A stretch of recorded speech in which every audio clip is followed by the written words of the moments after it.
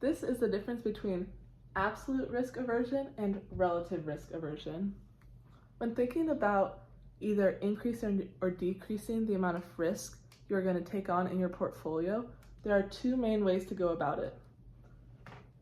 Either you can look at it from an absolute risk averse perspective, which would be relating to in dollar signs.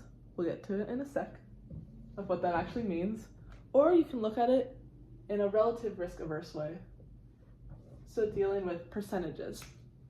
An example of this is if you wanted to increase the amount of risk you're taking on, either you could do it in an absolute way, so you could add $500 like worth of risk, or you could do it in a relative way, so you could add 5%, a 5% increase in risk.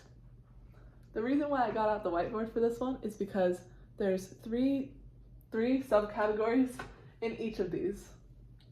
First is constant absolute risk aversion.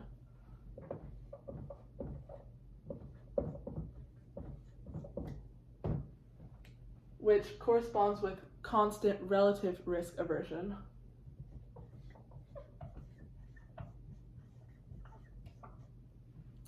For both of these, you're not taking on any more risk and you're not lowering your risk.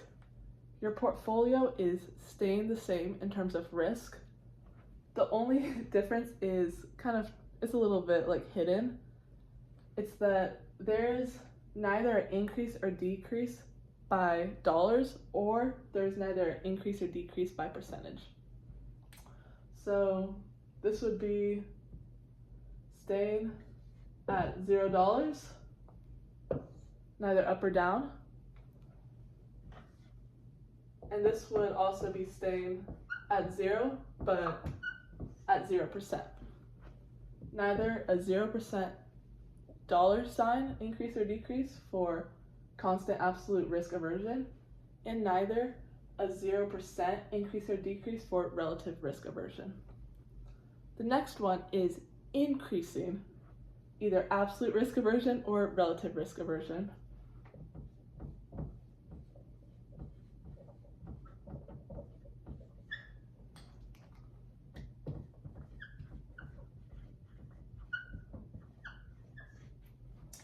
Now this can get a little tricky because when you hear the word increasing, you might think, okay, we're going to add $100 worth of risk, like we're going to give $100 to our portfolio.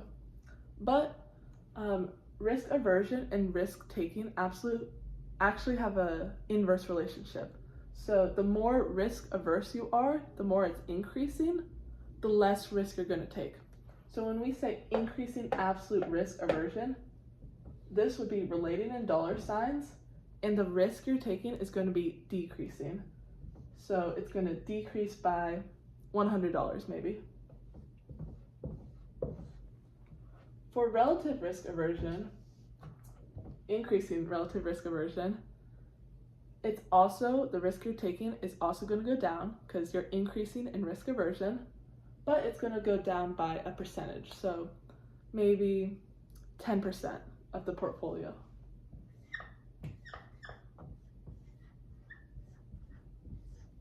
And finally, we have decreasing absolute risk aversion and decreasing relative risk aversion.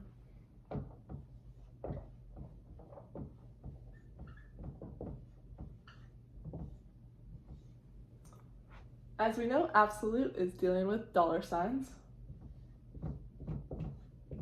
And if you decrease in your risk aversion, then you're going to take more risk. So this would be adding $100 of risk.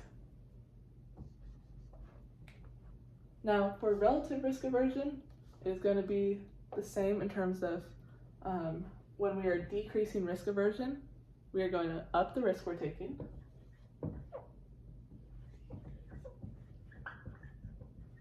And as you probably guessed, it's going to be as a percentage. So up, risk is up 10%. There we go. This is the difference between absolute risk aversion and relative risk aversion. Hope it helps.